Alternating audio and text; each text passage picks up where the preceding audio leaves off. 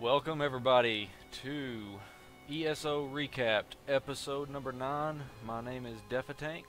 This episode is brought to you by Great Architect. Wow. Again, another really huge week with Elder Scrolls Online. And we got some huge news that was just brought to us today. I'm not going to waste any time with this episode. We're jumping right into it again because this episode is pretty big. Crafting is what we're going to be focusing on. But before we get into that,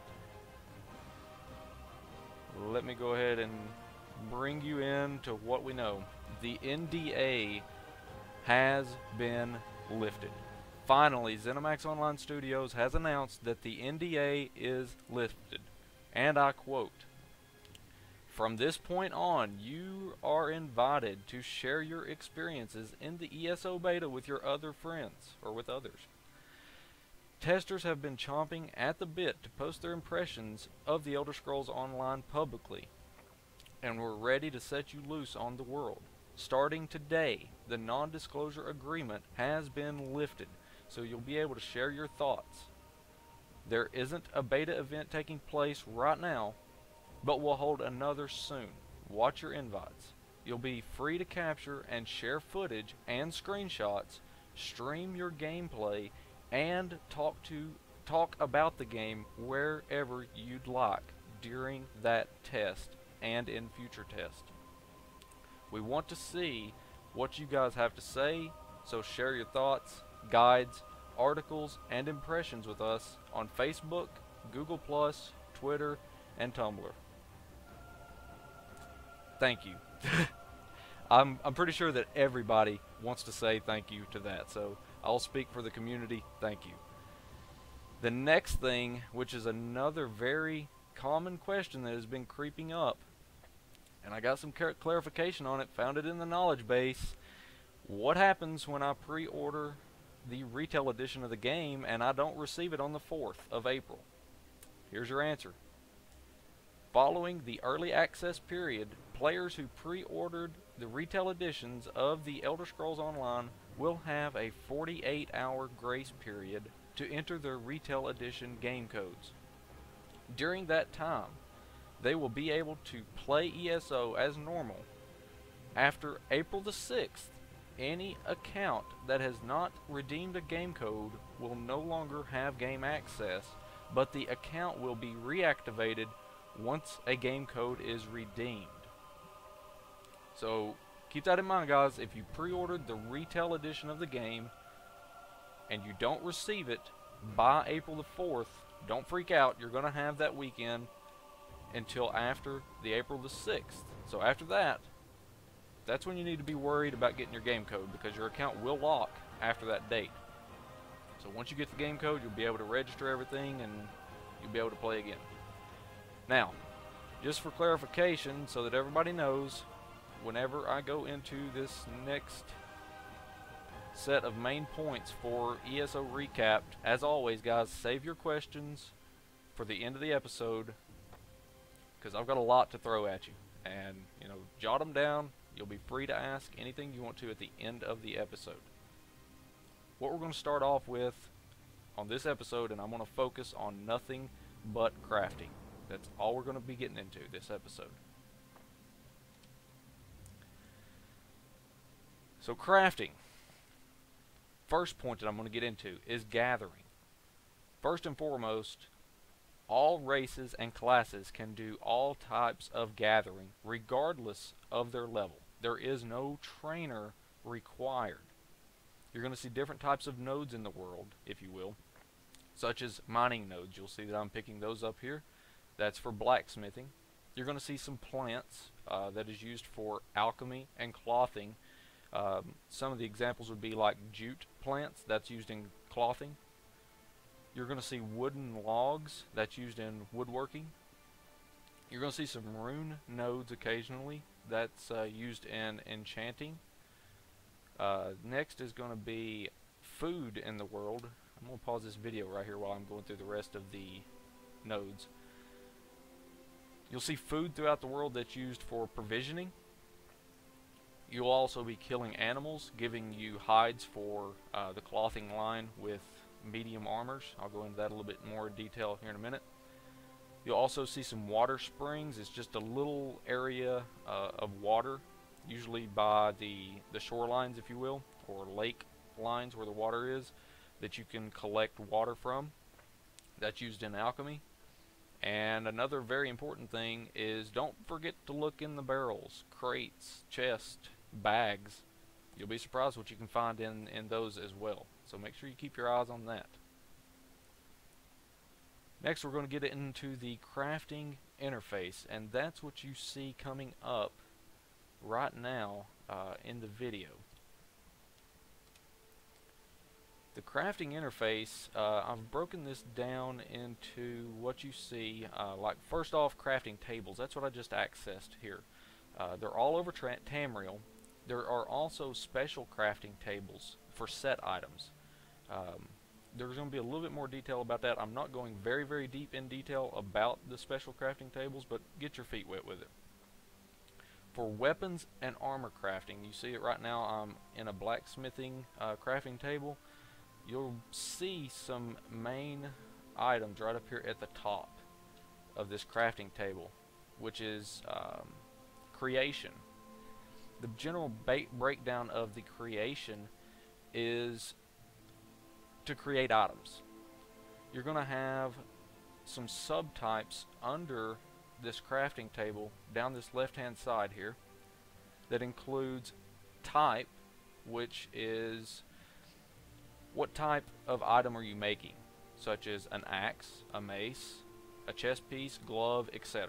That's your type, and you see that up here at the top. Next, you've got your material. Your material is what is required to actually craft that item. Right now I'm sitting on the iron ingots that it would be required to make this cuirass, this chest piece. So that's basically what the material is. It would be like iron, steel, etc. Things like that. Next, you're going to have your style. And styles is something that's really interesting because the style is what actually determines the appearance of the item.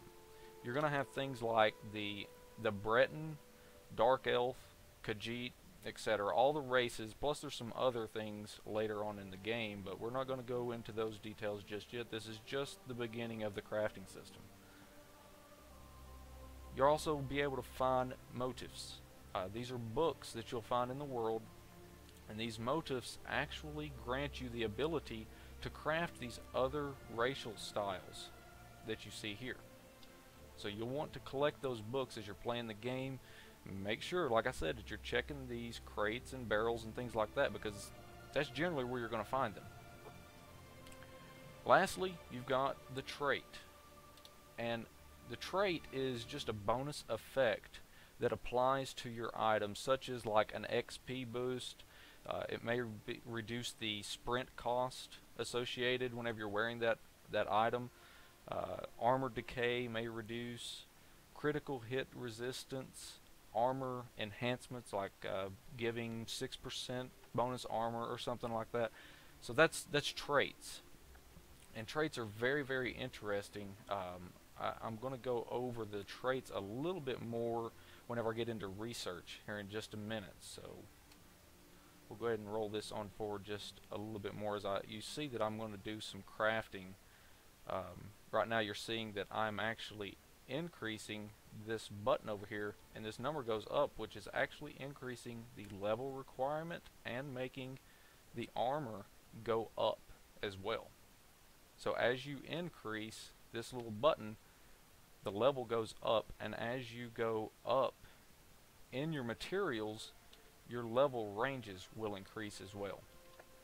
And you can see that I'm just scrolling through some of the different styles, and it's changing the appearance of this armor up at the top every time that I switch those styles.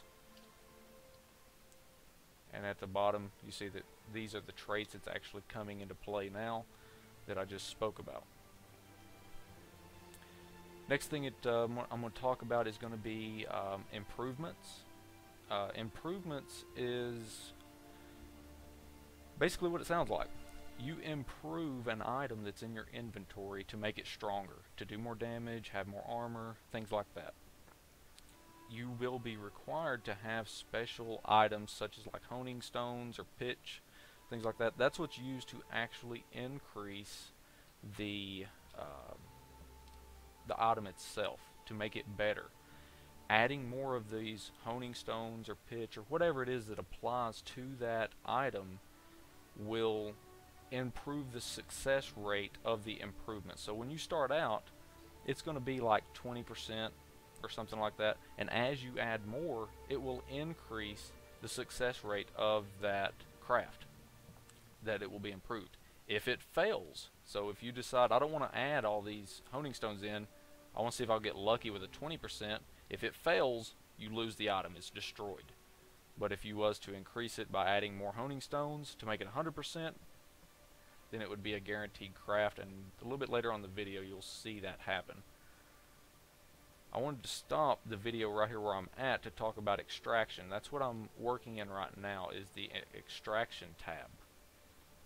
And you will see that I'm actually picking up the items that was in there. Let me roll that back just a second. I had some iron ore in there. I had 30 iron ore, and it takes 10 to craft these iron ingots. And you will see them up here at the top start flowing in every time that I am using the extraction to actually refine this raw material into these bars. So I know a lot of people was asking, that I seen in the beta, how do you refine materials? How do I make these bars? This is how you do it. Go into that extraction tab. You'll have the raw materials here. Drop them in with E, and every time you hit R, it's going to create those ingots, or whatever material it may be. It varies per crafting table. Also, with the extraction, you can break down materials. There is a weapons and an armor extraction. You can break them down and receive ingots or honing stones and things like that. So as you use the extraction to break things down, you'll receive materials back. Lastly, which I'm in right now, is the research.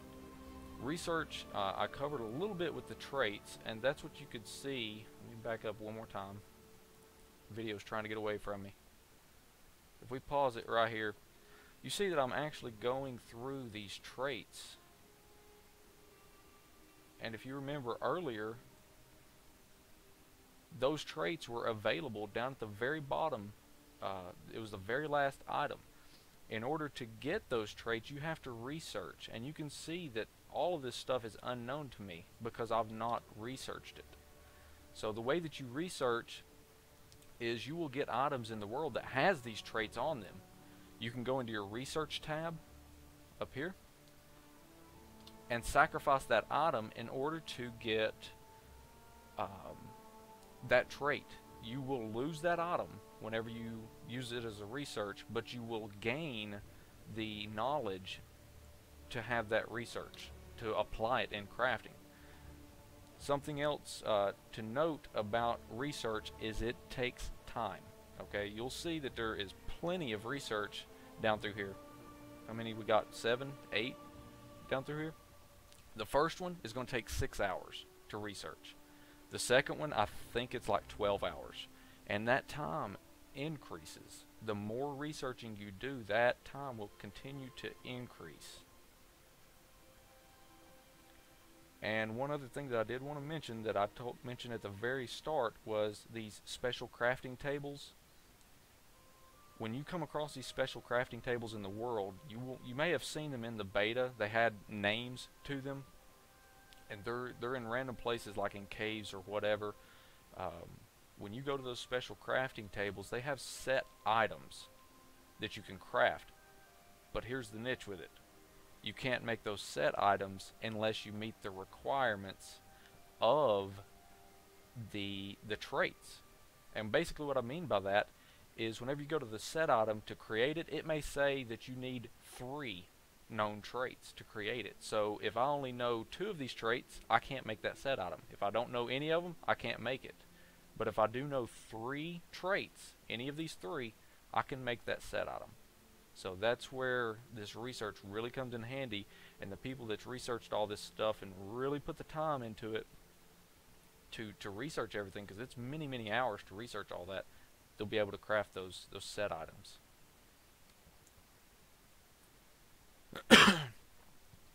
In the video where I stopped it at, you can see right there that's the timer that I was telling you about right there. I had like 4 hours left on some pants, I believe it was. This is the improvement system that I was telling you about. You start out with like a white item, and you can improve it. You see that I just stuck that white item in, and it starts out as a white, and then it goes up to these honing stones, and you can see down here at the bottom center, honing stone, I've got 1 in with a 20% chance of failure. Now I can stick with that and take my chances if I wanted to, and run the risk of losing this white iron cuirass. If it's successful, I will receive this green cuirass here. You will notice that the white has an 84 armor, the green is a 95 armor. So yeah, it's a pretty decent upgrade, but do I want to take the risk of just using one of my honing stones, or do I want to use more? I've got 36 of them available. So just, you know, to make a successful craft, I go ahead and kick that on up. You see it goes on up to 40, 60, 100% chance at 5.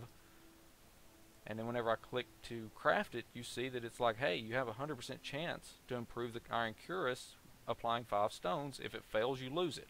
100% it's not going to fail, so therefore I get the green iron cuirass. And you can continue to upgrade that item. If you notice here, now it's green, I can send it on up to blue, but it takes a different set of resources.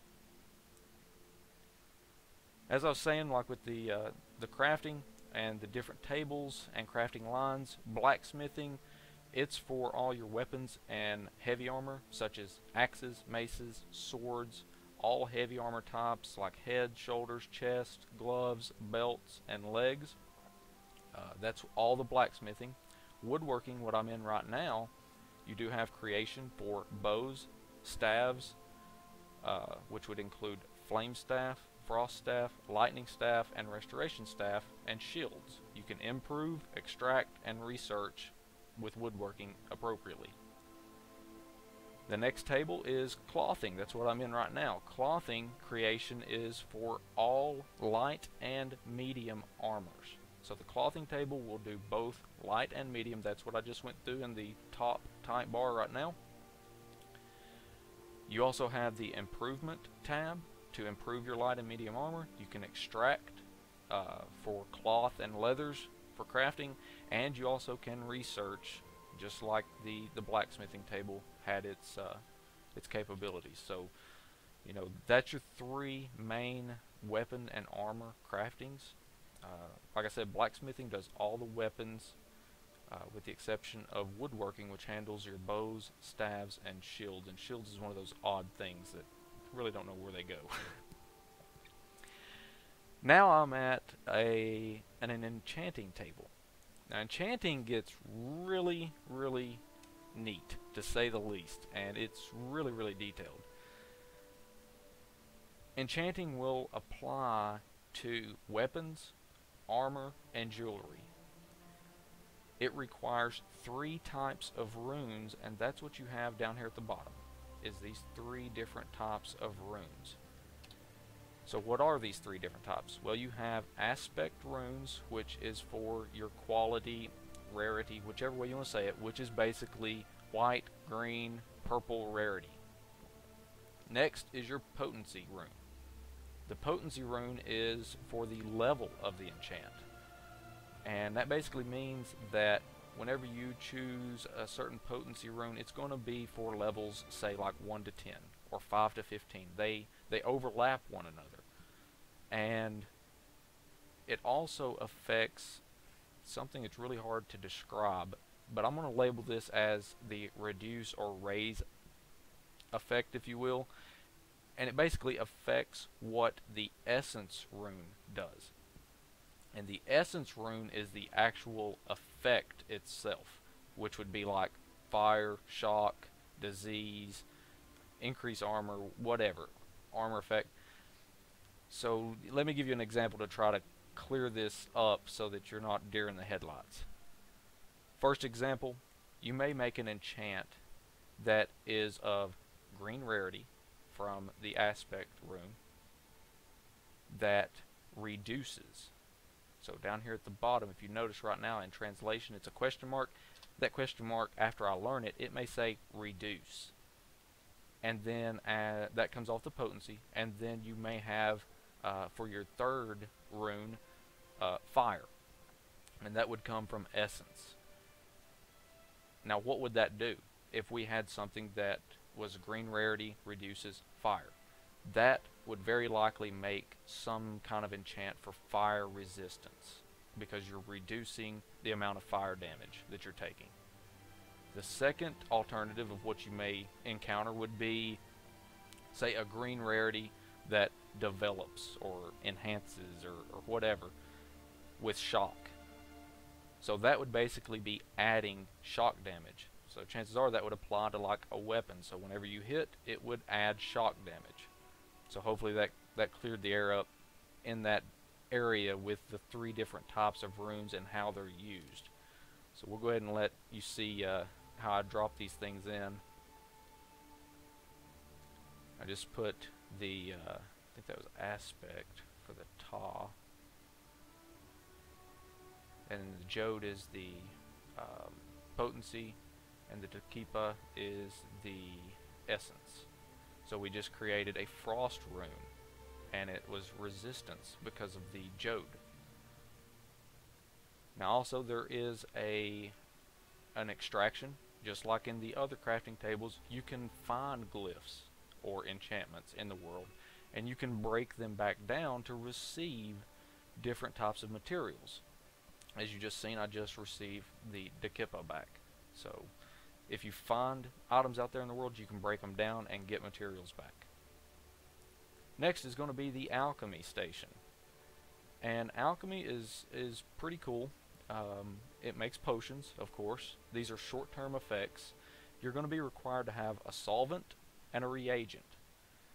There will be one solvent, which is basically your water, and there will be 2 reagents. I want to pause this here so that I can describe these things, because it gets pretty detailed as well, just like the Enchanting does. Again, on your left is your water that you're putting into the potion.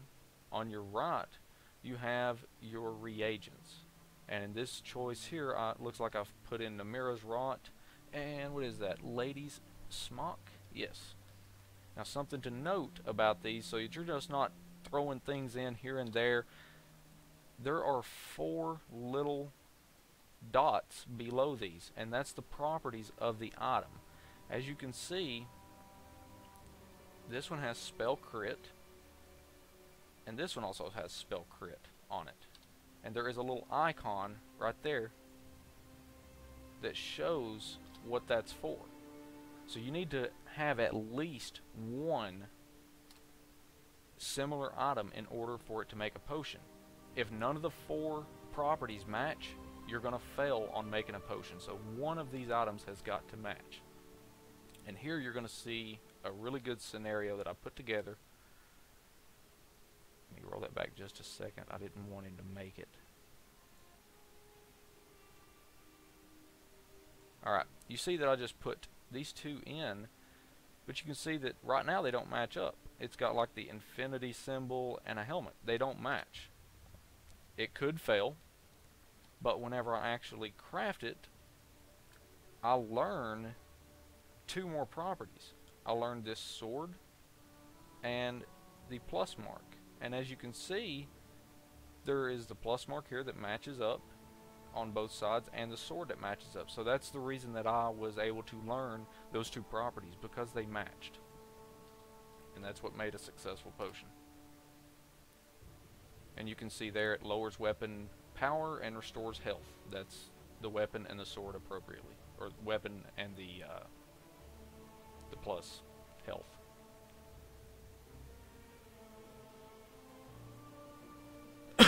One other thing about the alchemy is you can actually eat the reagents to learn the first property of reagents. So if you don't know anything of the 4 properties, you can eat that reagent and it will let you learn the first property. But from that point forward, you're going to have to experiment. The last skill line is provisioning. And provisioning is for food and drink. These effects are long-lasting effects, unlike potions. You will be finding recipes throughout the world.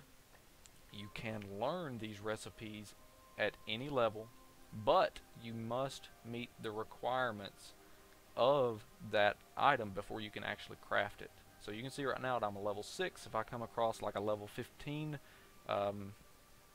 recipe, I've got to be level 15 before I can actually make that item. I can learn it, but I just can't make it at that point. Let me go back one other place, because I've seen this.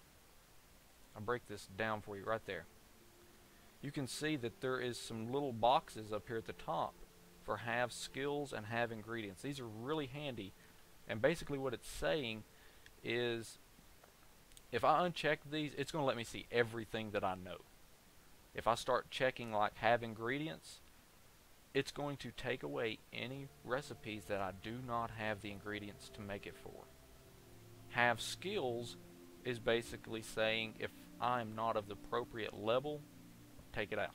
So these that are red, I'm not high enough provisioning level to actually use them yet. So that's what it would do if I checked that.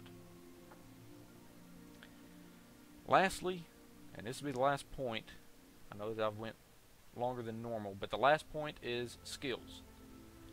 Putting skill points into crafting lines will increase your crafting capabilities, like how good they work.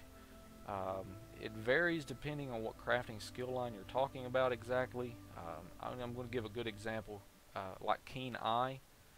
It actually helps you see resources in the world easier. This applies to things like the clothing, woodworking, and blacksmithing skill lines. But it's not necessarily going to affect, you know, provisioning or something like that. Provisioning, putting points in there, there's a skill line in there that makes your food last longer. And the last thing is there is a little hireling. I know that some other video cast out there has mentioned the hireling. It's a really amazing skill to have, because what it does is each day you'll receive a random chest that has materials that pertains to that skill line in it. So if you have the blacksmithing hireling, each day that blacksmithing hireling is going to bring you items that are related to the blacksmithing skill line. And who knows what you'll get out of it. Something to note on it, and I tested it, is that you do have to be logged in order to receive those items. So if you decide, well, I'm going to take a break for a week and I'm going to come back and have 7 chests, no, you'll have 1. So each day you've got to log in and check that.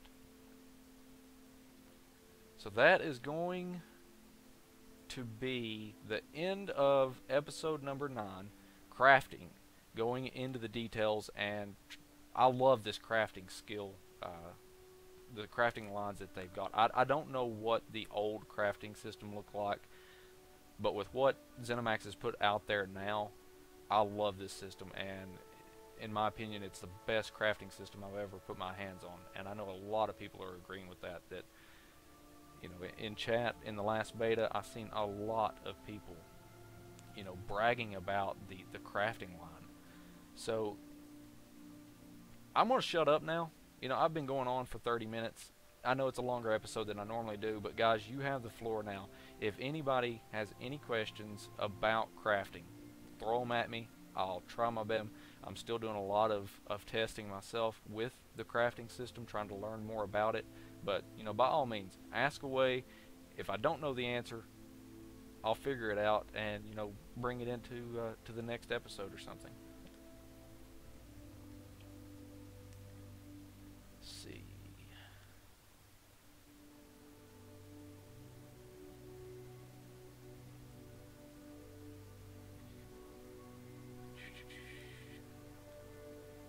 Nargosh is asking, any idea why I was getting only essence runes while destroying perks in Enchanting? If you look around in the world whenever you're exploring, it will actually label the rune type that you're going to be getting, and you know, some of them are harder to get than others.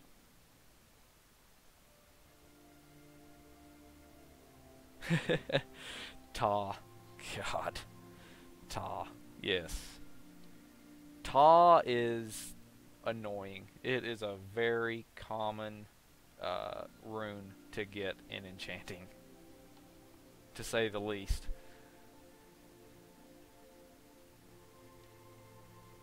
Is there anybody else that's got any questions in regarding to crafting? Any of the 6 crafting skill lines that are out there? Any kind of questions? You know, what you've seen in this video? I mean, I had some stuff laid out for what I was going to do for episode 9. I know last week I said that I was going to go into dungeons, but when the NDA lift came out, bar none, I had to go to crafting. I had to.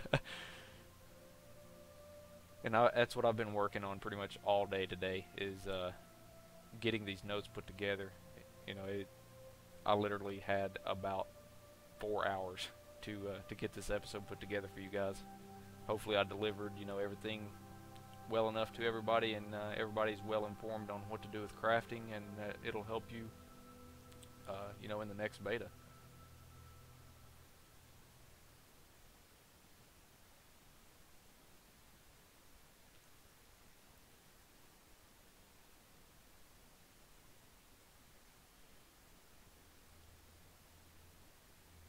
Game gamblers, what does it mean? How does it work? I'm not sure exactly what you're asking there, game. Saying what I know about the crafting, what does it mean? How does it work? You have to specify that a little bit more, man. Ridemar86, hopefully I didn't butcher your name too badly there, but that's the way I read it. He's asking, what would you recommend when improving items, going 100% or less chance? I would think that as you start getting higher, when you start trying to make legendary items or epic items and things like that, you definitely want a 100% chance. I guess it really just makes the difference of, you know, how worthy is that item to you. You know, you could start off with making a white item with, you know, really hardly anything, and not care to lose that chance, and if it upgrades, sweet. But me personally, I like that guaranteed upgrade, and there's actually a skill line in blacksmithing, clothing, and woodworking that I didn't mention that actually reduces the amount of those items that you have to use in the improvements section. So instead of using 5 honing stones, you would only have to use 4. And I'm pretty sure that continues to stack because it is a passive and you can apply more points into it.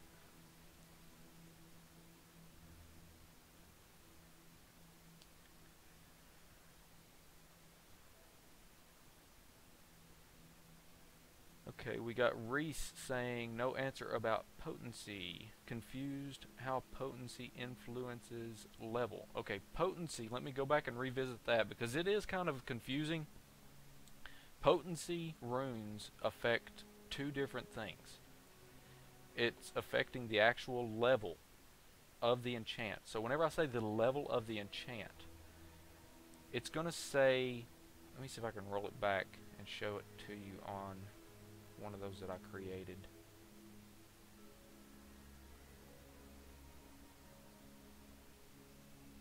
Come on.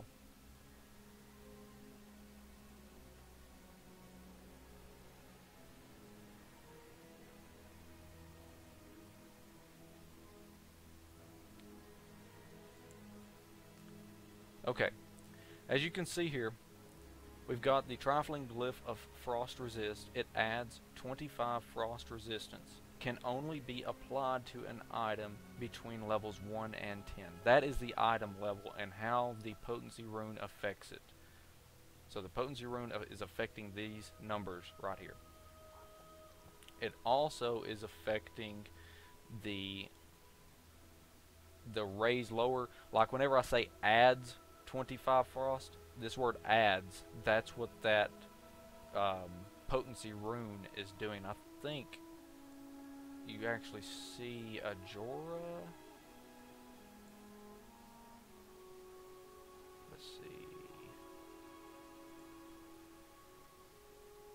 Maybe it was the Jode.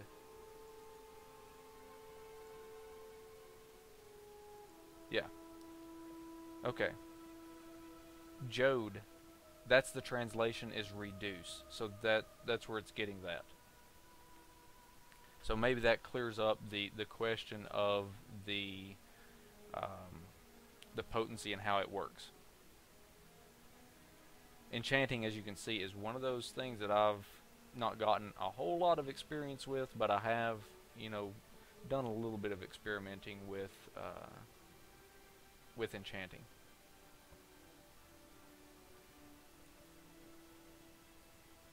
Reese is saying, okay, so can we expect a subtract for 1 to 10, 5 to 15, 10 to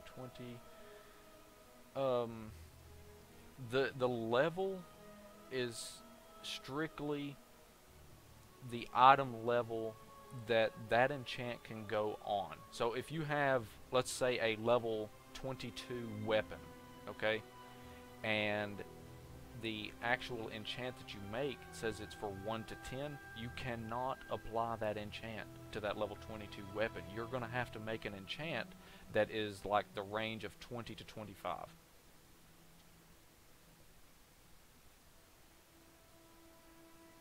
Criedmore, I appreciate you stopping by the stream and hanging out and asking questions, man. If you have any more questions, welcome to come back and ask, and definitely appreciate the follow.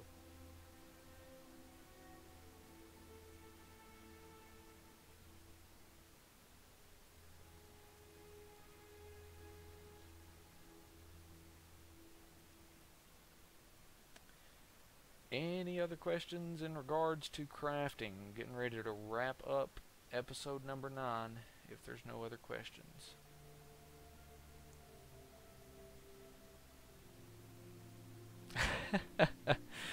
I think that was Snowball. I don't know. Snowball's all over the place. It's my pet Khajiits.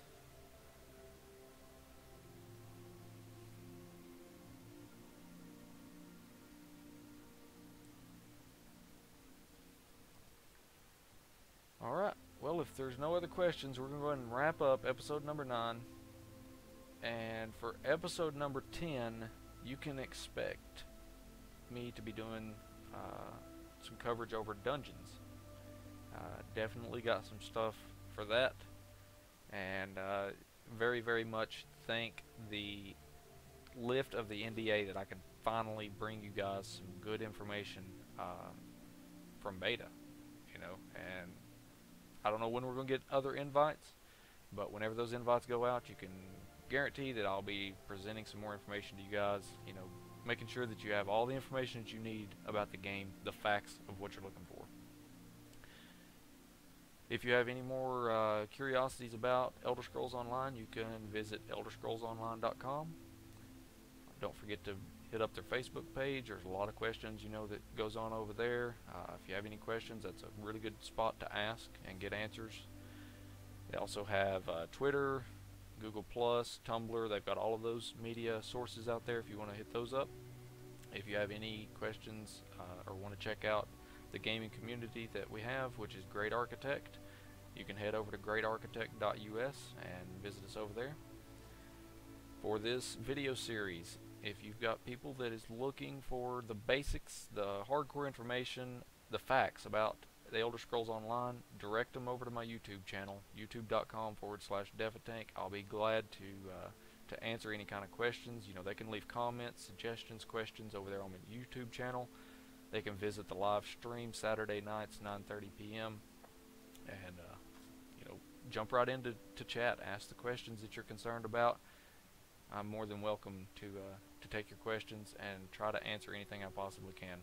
You know, I wouldn't call myself an amazing expert, but you know, I'm trying to make sure that I know the facts about the game whenever I start talking. You guys have a good night, and I appreciate everybody stopping by. Y'all take care.